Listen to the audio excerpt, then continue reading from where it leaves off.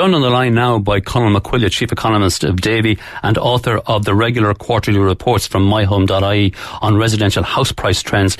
Conall, you've just published the third quarter report and signs of a strong recovery in asking prices for houses over the summer. There was.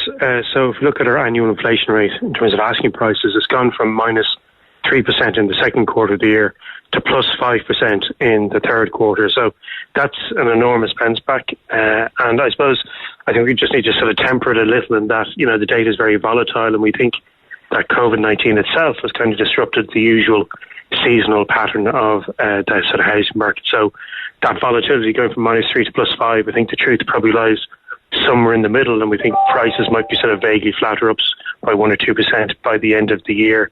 It's dependent, of course, on what happens with the virus itself and whether we get any further lockdowns. But I think 5% is probably overstating where things truly lie, and it's sort of a bit of volatility there in the sort of seasonal pattern. But having said that, there's no doubt prices have been more resilient. When we look at the number of properties on My Home, they're actually down 25% on where they were 12 months ago. So you've got less properties on the market for sale, and at the same time, for now at least, there's property searches on My Home from prospective home buyers are up 40 to 60% from last year. So for now, of course, there's been job cuts in many sectors, but there still seems to be quite robust demand. So reduced supply and robust demand, that's supporting prices for now. Yeah, the evidence of that demand, I think the strongest month ever, July, on the My Home website. Now, whether that was people just at home with nothing else to do or people genuinely in the market. And the value of mortgage drawdowns has also increased, Conall, hasn't it?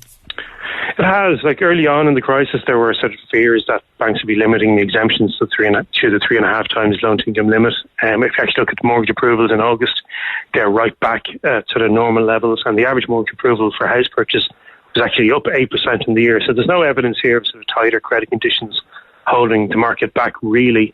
I suppose one other feature we've sort of seen is people expecting house prices to fall. Maybe there's an element of bargain hunting in there. As well as that, in a recent survey we did, we looked at the amount of people who were saying that COVID-19 would change their buying choice, and the amount of people who were looking for a home office, 43%, they were looking for a garden, 40%, or they'd look further afield to secure a larger property. So certainly a feature of the UK housing market, which is bounced back very sharply, has been that there's been a big increase in demand for larger homes. People may be willing to move further away from central London to get that extra space, and an element of that may be present here in Ireland as well. And might that trend, if it were to continue, or if it were to appear firstly and then to continue, might that depress prices in Dublin a little bit more? Well, I think we're starting from a point where there's an enormous lack of property, so I think it's far too early to suggest that prices in Dublin are going to be weak or fall because of people moving to the countryside. But look, it's a broad trend. We'll see how it pans out over the next 12, 18 months. And this evidence of strong demand and that mortgage drawdown picture as well, Conall, evidence, I suppose, or further evidence, I suppose, that people who would normally be in the housing market rather than the rental market probably less affected by what's happened with COVID-19 over the last 6 months financially.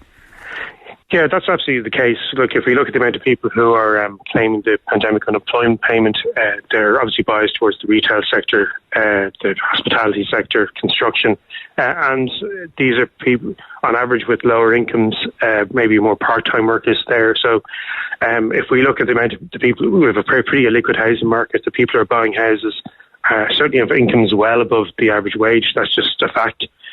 So it appears as if the sort of shock to the labour market, the hit to employment, hasn't been concentrated amongst the natural home buyer segment of the population. And we're starting, of course, from a situation in which we do have this illiquid market and housing supply is extremely weak. So for now, demand does appear robust. I think for that to change, perhaps you'd have to get to 2021 with little prospect of the virus coming under control. If we saw redundancies in sort of more professional classes higher up the income distribution, that might hurt demand a little bit more than we're currently seeing. But for now, there clearly seems to be a lot of demand out there. It's pretty robust.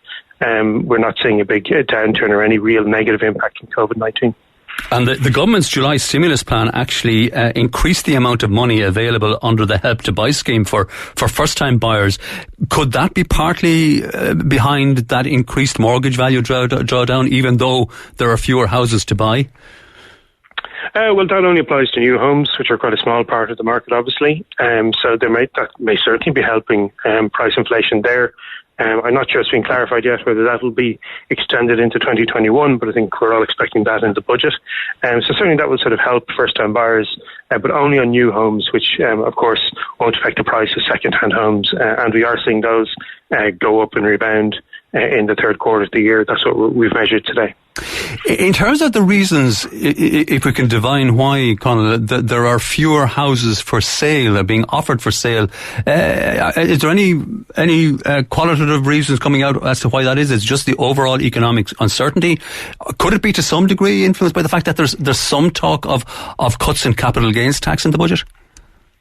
Well, I think if we look at the pace at which property is being put onto the website, the really big impact was in sort of April and May, obviously, when new listings were down around 65, maybe 65-70% on normal levels, and they've returned back to kind of 2019 levels. So that's a pretty good sign of confidence in the housing market from vendors that they're going to get the price that they're asking for. But we haven't sort of seen new listings kind of come back even stronger than last year to make up for the lost time we saw in the second quarter of the year. So capital gains, of course, might affect things. We'll see if there's something in the budget, but I'm not sure that's really an expectation amongst the broad range of sellers. What we're just seeing is that we had 2 or 3 months of lost time, and it's taken time for estate agents to get people on their books and property out there listed for sale. Okay, interesting times on the property market, or the residential property market, both in Dublin and elsewhere. Conall MacCoille, author of, Chief Economist with Davy.